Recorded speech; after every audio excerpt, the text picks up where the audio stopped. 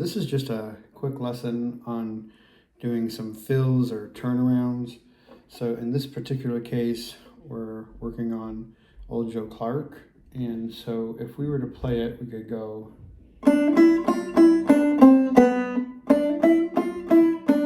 And just have that space in between the notes, which is how I was first showing my students how to do that, just to make sure the accuracy is there and the notes are really clear.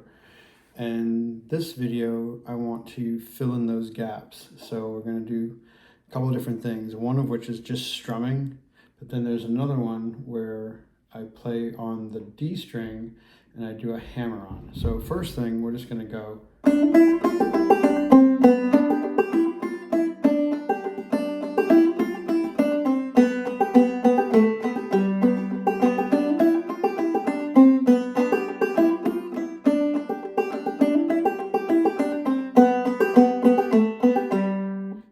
Kind of strumming in between, letting your fifth string be played by the thumb, kind of at whatever you think is at the best rate. Like sometimes you don't even have to play the fifth string. You can just be like, or, and maybe even a little bit quieter, not as prominent. So like on that one, I just did a quick strum down and my thumb just landed on the fifth string and did not pluck it. Okay, so the thing with the hammer on, which is on the D string, is that, which is a nice little way of leading into the next part. I do it at the end of the A part and at the end of the B part. So it would go like this. So you're striking the D string and then hammering on with either your index finger or your middle finger. Definitely one of the two, the stronger ones. And then play it again, the D string, but this time with the second fret being played. So here we go.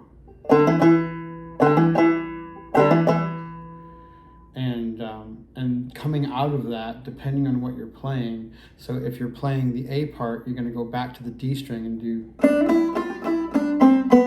If you're playing the B part, you're going to go to the G string. Again, I'm tuned to G. Old Joe Clark, I think, is normally tuned to A, but I'm just using a G banjo, and instead of capoing, just kind of keeping it like that.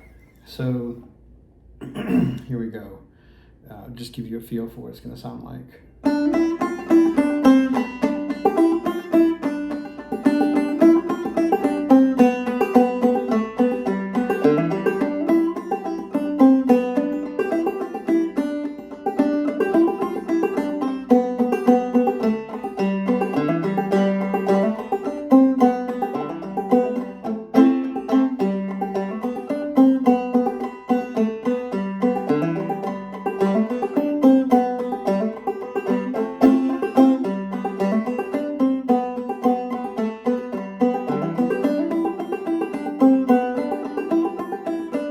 So two things there. You can hear where I'm doing the hammer on the D string, and then also instead of playing like a whole chord in between the melody, I was actually just hitting the D string open, like so.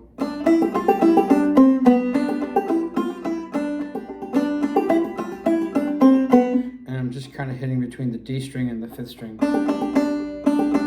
just like that. And basically, each time I'm going down, not exactly following the bum diddy pattern,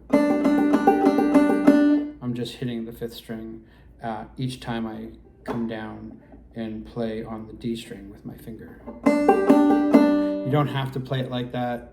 This is an opportunity to improvise and let your style really start to shine. So there's a lot of different things you can do, and I recommend trying all of them and finding the ones that you like, which a lot of times are just going to come very naturally, and you might not even necessarily think them through.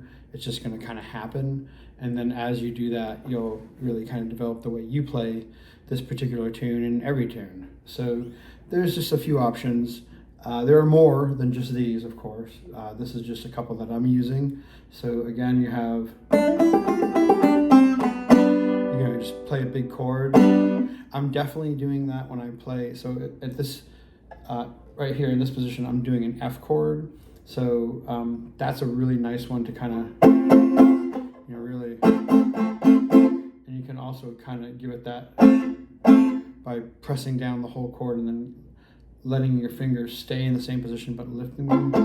So it kind of mutes them, gives it a nice sharp sound.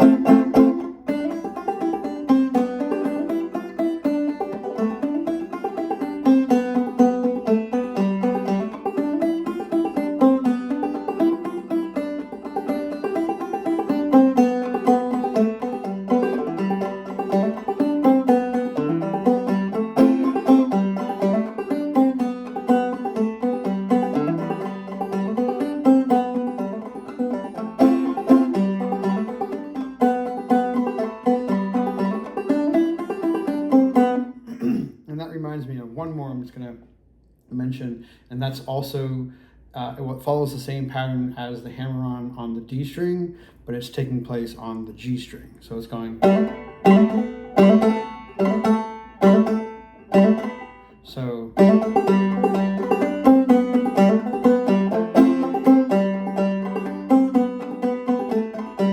And again, you can place that anywhere that you feel is appropriate. You can kind of just go towards the end of the first half of the A part before you start the second half, or it can just take place at the very end of the A part before going into the B part. They're all options that you can kind of experiment with. So there you go. All right, good luck.